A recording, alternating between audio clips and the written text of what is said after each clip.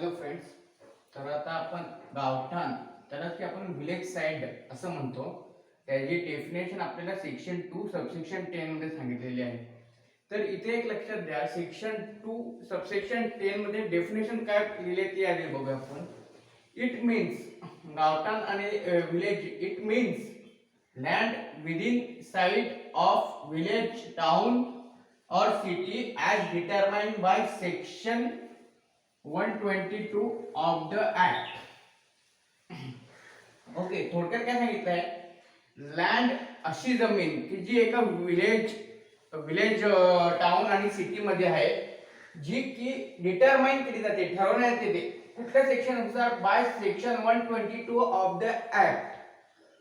Okay, तर ही definition section 210 मध्ये दिलेली आहे.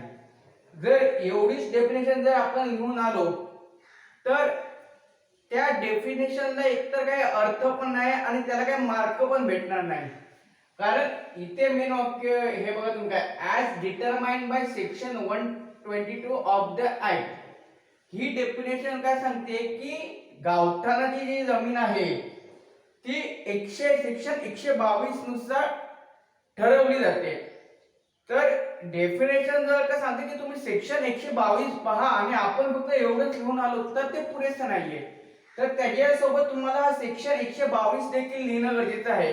कारण मूळ सेक्शन मध्ये सेक्शन 122 ऑफ द ऍक्ट चा उल्लेख केलेला आहे. तर एवढं लिहून त्याच्यात काय मार्क वगैरे पडणार नाही किंवा त्या डेफिनेशनचा अर्थ पण नाही. तर तुम्हाला यासोबतच सेक्शन 122 देखील लिहिणं गरजेचं असतं त्याच डेफिनेशन मध्ये. तर तो सेक्शन 122 काय सांगतो, किंवा आता गावठाण ही जमीन कोण डिक्लेअर करतं, कुणाला ऑथॉरिटी आहे, कशा प्रकारे ऑथॉरिटी आहे, तर ते आपल्याला सेक्शन 122 सांगितलेलं आहे.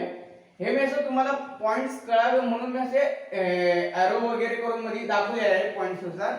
एक्झाम मध्ये तुम्ही असं करू नका, ते एरो वगैरे नका करू. हे आपल्याला कळण्यासाठी एक सोपी पद्धत म्हणून मी अशी केलेली आहे. थोडक्यात याला तुम्ही पॉइंट्स म्हणून असं बघा, जेणेकरून तुम्हाला ते सोपं जाईल.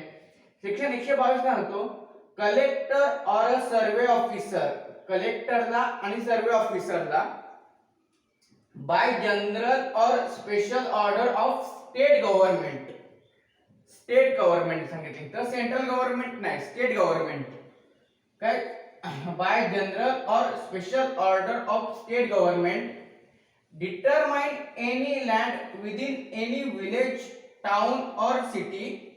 ह्या सिटी मध्ये एखादी लँड, एनी लँड, कोणतीही जमीन डिटरमाइन करू शकतो.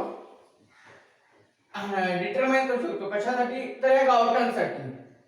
आणि शेवटचा time to time vary the limits of the site, आणि ते वेळेनुसार त्यामध्ये बदल करू शकतात. त्या जमिनीचं क्षेत्र वाढवू शकतात किंवा कमी देखील करू शकतात. सो हा सेक्शन 122 चा सेक्शन जो आहे पॉइंट, हा तुमचा डेफिनेशन आली समजा गावठाणावर विलेज साइड, भले ती किती मार्काला येऊ दे, 2 मार्काला जरी आली तरी त्याच्यामध्ये सेक्शन 122 चा उल्लेख होणं खूप गरजेचं आहे. तर असं तुम्ही लिहा, फक्त एवढी डेफिनेशन वरती तो लक्ष नका, त्याच्यासोबत सेक्शन 122 देखील आपण रीड केला पाहिजे. तर माझ्यामध्ये हे तुम्हाला कळालं असेलच. सेक्शन 122 काय म्हणतो, कलेक्टर और सर्वे ऑफिसर, कलेक्टर आणि सर्वे ऑफिसरला एखादी जमीन गावठाण म्हणून ठरवण्याचा अधिकार आहे. त्यांना स्टेट गव्हर्नमेंट बाय जनरल और special order, state government order pass करून यांना पॉवर दिले जातात. आणि ते काय करू शकतात की एखाद्या विलेज टाउन मधली एखादी जमीन गावठाण म्हणून डिक्लेअर करू शकतात. आणि चौथा point, time to time vary the limits of the site, म्हणजे पुढे भविष्यामध्ये त्यांना कमी जास्त जमिनीचं क्षेत्र हे कमी जास्त करण्याचा देखील अधिकार कलेक्टर आणि सर्वे ऑफिसरला आहे. एवढी डेफिनेशन ही पुरेशी आहे माझ्या मते. फक्त एवढ्या डेफिनेशन वर न राहता किंवा तुम्ही ही डेफिनेशन वाचते वेळी तुम्ही सेक्शन 122 देखील पाहिलं पाहिजे, एवढंच माझा यामागे सांगण्याचा उद्देश आहे. तर तुम्ही लिहून घ्या. पुढची डेफिनेशन आपण इम्प्रूव्हमेंट बघणार आहोत. तर हे मी पुसतो.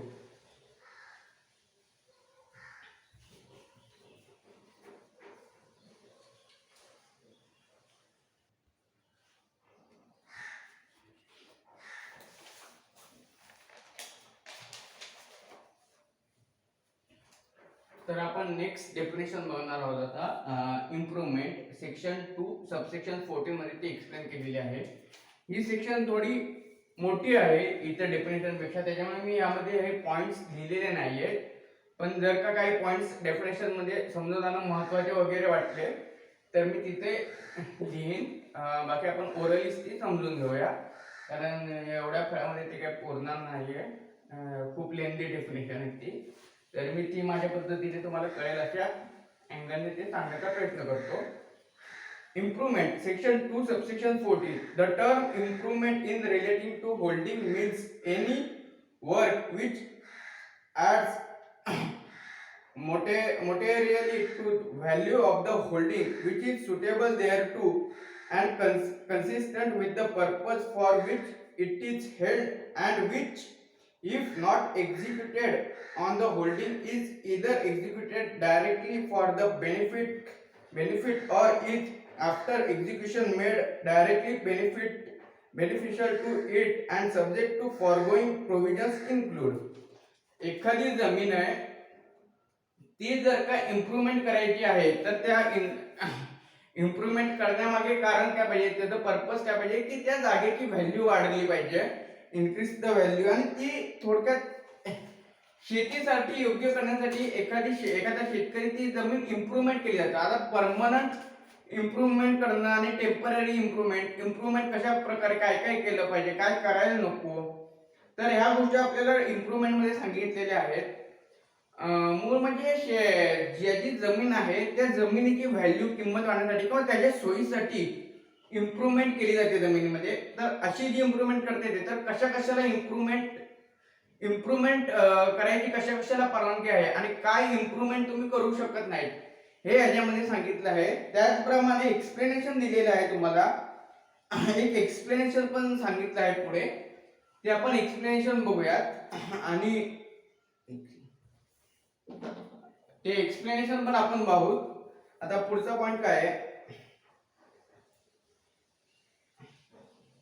execution may directly benefit to it and subject to the foregoing provisions includes the construction of tank, wells, water canal, embankments and other works for storage, supply or distribution of water for agricultural purpose. Improvement म्हणजे कसं, विहीर बांधणं, तळी बांधायची शेतीसाठी किंवा शेतीच्या उपयोगासाठी एखादा पाण्याचा साठा करायचा, कॅनल वगैरे. तर या गोष्टींचा समावेश आपण इम्प्रूव्हमेंट मध्ये करू शकतो. म्हणजे आता माझी जर का शेती आहे तर मी इम्प्रूव्हमेंट करण्यासाठी मग तिथे विहीर बांधू शकतो किंवा इतर तळ वगैरे बांधू शकतो, जेणेकरून त्या शेताला मला ते उपयोगी पडावं म्हणून. तर यांचा समावेश इम्प्रूव्हमेंट मध्ये केलेला आहे. Second, the construction of work for the drainage of land, for the protection of land from flood or from erosion or other damage from water. आता कसं एखाद्या गावामध्ये पूर वगैरे येत असेल, जमिनीची धूप वगैरे होते, त्याला त्याच्यापासून आपल्या जमिनीचं संरक्षण करायचं असेल तर तुम्ही तिथे बचाव करण्यासाठी बांधकाम वगैरे करण्यास आपल्याला परवानगी असते. आपण बांधकाम वगैरे करू शकतो, जेणेकरून ज्याची जमीन नदीजवळ आहे, त्या नदीला पूर वगैरे येत असेल तर तो पुरापासून बचाव करण्यासाठी तिथे काही बांधकाम वगैरे तो करू शकतो, ड्रेनेज वगैरे असं करू शकतो, बांधू शकतो तिथे. ते मग तो जे ड्रेनेज वगैरे बांधेल जेणेकरून पुरापासून त्याच्या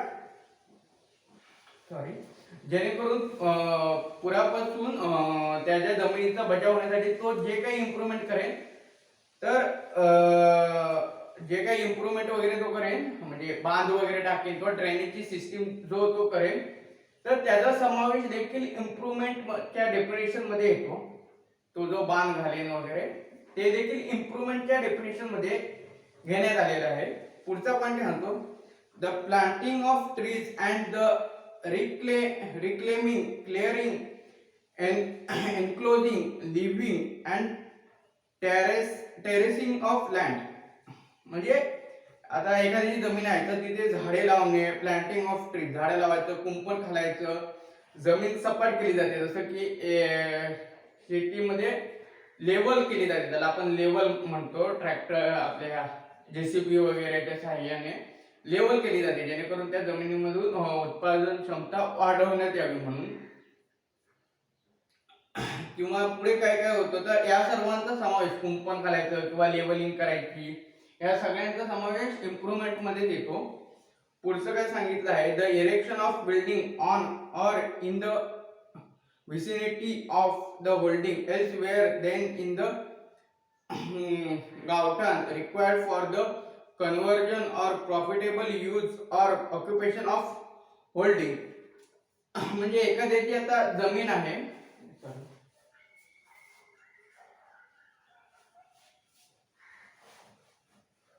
हा फॉर एक्झाम्पल ही एखाद्याची जमीन आहे, तर या जमिनीमध्ये तो स्वतःच्या बेनिफिट साठी घर वगैरे बांधू शकतो, म्हणजे बिल्डिंग वगैरे उभारू शकतो. तर तो जी बिल्डिंग वगैरे उभारेल ते देखील इम्प्रुव्हमेंटच्याच अंडर येतो.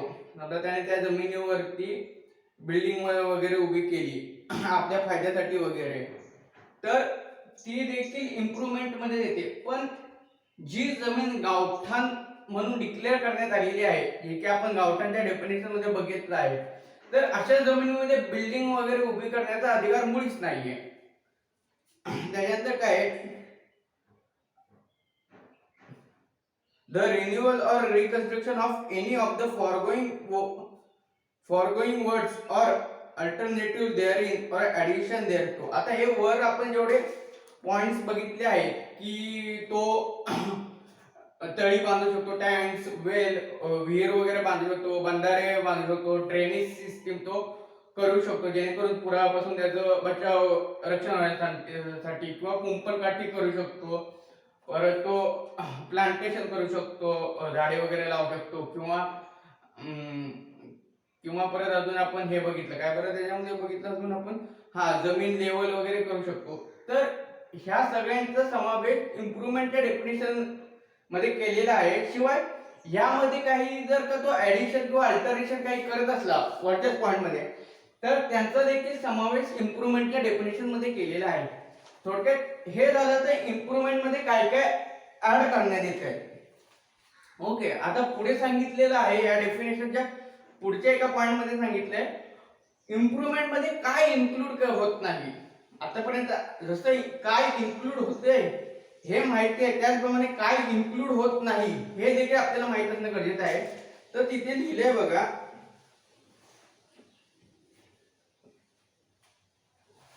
Temporary wells or such water canals, embankments, leveling, enclosing or other works or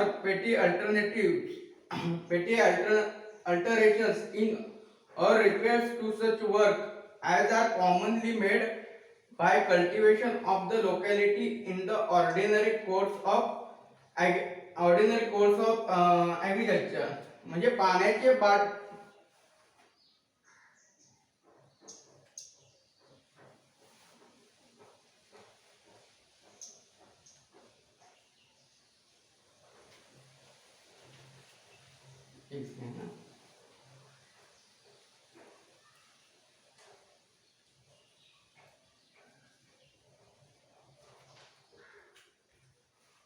हा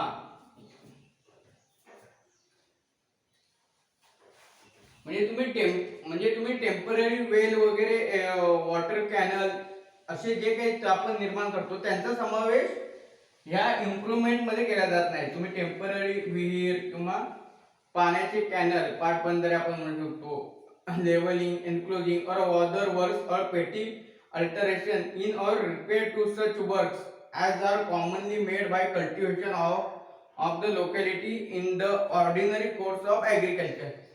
शेतीसाठी जे सर्वसामान्य माणूस हे म्हणजे आता शेती आहे, तर त्यासाठी सर्व आता शेती करायच्या अगोदर जी काही करतात, म्हणजे थोडंफार जमिनीची मशागत आपण म्हणतो, हा मशागत वगैरे करतात ना, तर त्यांचा समावेश इम्प्रुव्हमेंट मध्ये केला जात नाही, कारण ते जमिनीसाठी आवश्यकच आहे. तर ते सोडून जर का आपण काही केलं तर त्याचा समावेश जे वरचे पॉइंट आहे त्यांचा समावेश इम्प्रुव्हमेंट मध्ये होतो. पण शेतीसाठी आवश्यक असणारी ज्या काही गोष्टी आहेत, जसं की आपण शेती करायच्या अगोदर शेतीची मशागत वगैरे केली जाते, तर त्याचा समावेश त्यांनी इम्प्रुव्हमेंट मध्ये केलेला नाही आहे. आणि दुसरा पॉईंट काय सांगतो त्याच्यामध्ये की any work which substantially diminish the value of any land wherever situated in the occupation of any other person, whether as occupant or tenant. म्हणजे एखाद्या जमिनीची इम्प्रुव्हमेंट म्हणजे जमिनीची किंमत वाढली पाहिजे. एखाद्या ऑक्युपंट आणि टेनंट कुळाने किंवा त्या जमीन मालकाने असं काहीतरी केलं ज्याच्यामुळे त्या जमिनीची व्हॅल्यू कमी होत असेल, तर अशा व्हॅल्यू कमी होत असेल तर अशा कृतीला इम्प्रुव्हमेंट मध्ये नाही धरता येणार. म्हणजे एखाद्याने जमीन इम्प्रुव्हमेंट करायचं म्हणजे त्याच्यामध्ये काहीतरी ऍडिशन करायची, त्याची व्हॅल्यू वाढली पाहिजे. पण एखाद्या मालकाने किंवा तिथं असलेल्या कुळाने असं काहीतरी केलं ज्यामुळे त्याची इम्प्रुव्हमेंट न होता त्याची व्हॅल्यू कमी होईल. तर व्हॅल्यू कमी होत आहे तर त्याची जी काही कृती असेल ती कृती इम्प्रुव्हमेंट मध्ये येत नाही. त्याने असं म्हणायचं नाही व्हॅल्यू कमी झाली नाही मी इथं इम्प्रुव्हमेंट करतोय, ते इम्प्रुव्हमेंटच्या डेफिनेशन मध्ये येत नाही. हा आपल्याला सेकंड पॉइंट सांगतोय. आता इथं एक एक्सप्लेनेशन दिलेलं आहे. A work which benefit several holding may be deemed to be improvement with respect to each of such holdings. म्हणजे एखादी जमीन आहे, तिचा जर का गावातील कॉमन जमीन आहे आणि त्या एखाद्या व्यक्तीने कॉमन व्यक्तींमधल्या एखाद्या व्यक्तीने समजा त्या जमिनीसाठी काही इम्प्रुव्हमेंट वगैरे केलं, तर त्या कॉमन जमिनीच्या सर्वच मालकांनी त्याची इम्प्रुव्हमेंट केली असे समजायचं. A work which benefit several holding may be deemed to be improvement with respect to each of such holding. प्रत्येकाला जी इम्प्रुव्हमेंट केलेली आहे असं धरायचं. एवढंच इम्प्रुव्हमेंट मध्ये डेफिनेशन मध्ये सांगितलेलं आहे. सेक्शन 2 सबसेक्शन 14 थोडी डेफिनेशन मोठी आहे, तुम्ही ती परत रीड करा. मला जेवढं शक्य होईल तेवढं मी सांगितलेलं आहे. त्याच्यामध्ये काही शंका वगैरे काही असेल इम्प्रुव्हमेंट बद्दल तुम्हाला, तर माझ्या व्हॉट्सअप मेसेज